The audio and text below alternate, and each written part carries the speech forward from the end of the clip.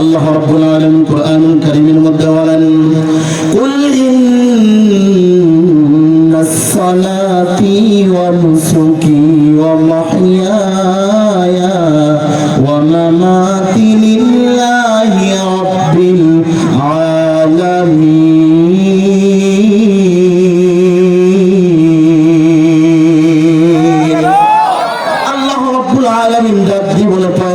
আপনি আপনার উম্মতদেরকে জানা দেন, যারা আমি আল্লাহ তাআলাকে ভালোবাসতে চাই, ও পয়গম্বর জানা দেন তারা যেন অবশ্যই নামাজ, রোজা, হজ, যাকাত, বেঁচে থাকা মরে যাওয়া সব কিছু লিল্লাহি রাব্বিল আলামিন, আমার জন্যই জানা হয়। আজকে আপনারা এখানে মাহফিল শোনার জন্য আসছেন, কাকে খুশি করার জন্য আসছেন? বলেন বলেন, কাকে খুশি করার জন্য আসছেন? আপনারা যদি আল্লাহকে খুশি করার জন্য এসে থাকেন, তাহলে আমি গ্যারান্টি দিয়ে একটা কথা বলতে পারি, এই মুহূর্তে আপনারা সকলেই জান্নাতি মেহমান। সুবহানাল্লাহ বলতে পারবেন না? এটা একটা জান্নাতি বাগিচা, এখানে সবার আসার সৌভাগ্য হয়। আল্লাহ তাআলা আমাকে আপনাকে তৌফিক দিয়েছে, এইজন্য আল্লাহ তাআলার কাছে আরজি করব, আল্লাহ তাকায় দেখেন দক্ষিণ কাজীবাড়ির সন্তান যুব সমাজের উদ্যোগে আজকের এই তাফসীরুল কোরআন মাহফিলের বক্তা, অতিথি, শ্রোতা যারা আছে, আল্লাহ কিয়ামতের দিন সবাইকে আপনি নাজাতের জরিয়া বানায় দিয়েন। আল্লাহ সবাইকে আপনি জান্নাতি মানুষ হিসেবে কবুল করেন, চিল্লাহ আল্লাহুম্মা আমিন।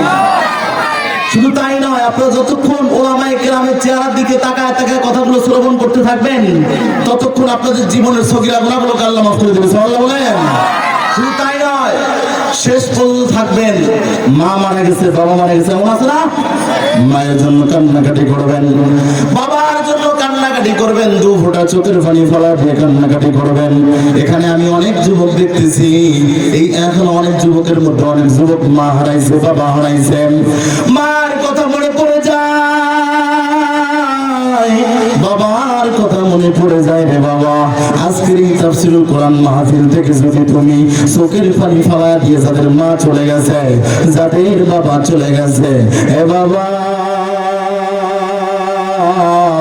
দুই ফোঁটা চোখের পানি ফেলা দিয়ে যদি কান্নাকাটি করতে পারো, আল্লাহ তোমার এই দুই ফোঁটা চোখের পানি বৃথা দিবে না।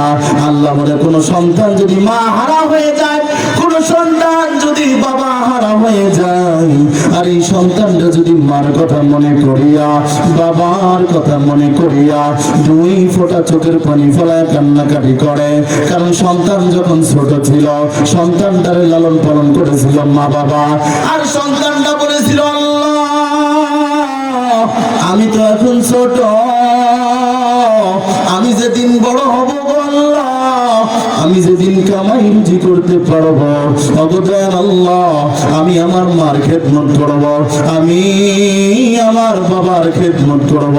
কিন্তু দুঃখজনক বিষয় হলো সত্য, সন্তানটা লেখাপড়া শেষ করিয়া ভালো পোস্টে যখন চাকরি নাই, তাকে দেখি মা দুনিয়ার জমিনে নাই, বাবা দুনিয়ার জমিনে নাই, এই সন্তান টুকরে টুকরে কান্দে আর বলে, আল্লাহ তুমি এত সকালে আমার মা হারা করে ফেলবা, বাবা হারা করে ফেলবা, বুঝতে পারি রে গো আল্লাহ।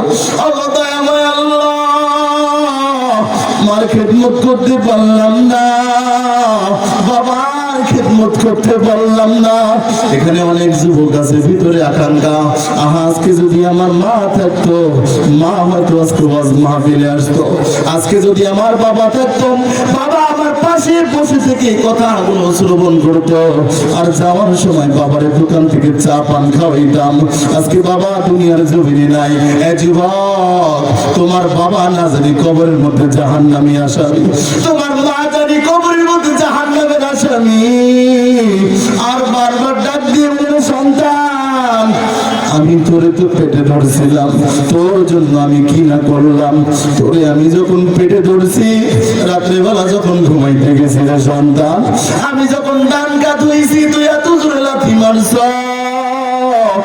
আমি মা ডান কাত থেকে সোজা হইছি, আবার যখন লাথি মারছো আমি ডান কাত থেকে আবার বাম কাত হয়ে গেছি, আবার যখন তুই আমার পেটে লাথি মারছো রে সন্তান, আমি শোয়া থেকে উঠে বসে বসে কান্না করেছি, আর আল্লাহর কাছে দোয়া করেছি, আল্লাহ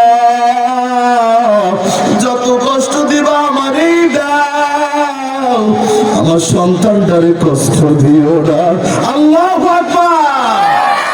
আমার সন্তানটারে কষ্ট দিও না। আর বারবার আল্লাহর ডাক দিয়ে ভাই আল্লাহ আমার সন্তানটা আমার পেটের ভিতরে, না জানি আমার সন্তানটা লোলা, আমার সন্তানটা আমার পেটের ভিতরে না জানি চোখ দিয়ে দেখতে পারে না। অবতার মালিক আল্লাহ তোমার কাছে ফরিয়াদ জানাই, তুমি রব্বি কাবা আমার সন্তানটারে ভালোইভাবে দুনিয়াতে পাঠাইও।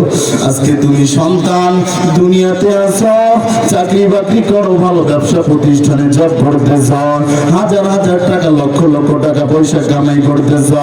মার কবরের উপর ঘাস হয়ে গেছে, বাবার কবরের উপর ঘাস হয়ে গেছে, জঙ্গল হয়ে গেছে, তোমার পরিষ্কার করার সময়টুকু হয় না, মার কবরের পাশে যাওয়ার সময় হয় না, বাবার কবরের পাশে দাঁড়িয়ে মোনাজাত করার সময় হয় না। আমি মনে করি তোমার মতো কপাল পড়া সন্তান আর দুনিয়ায় একটাও নাই।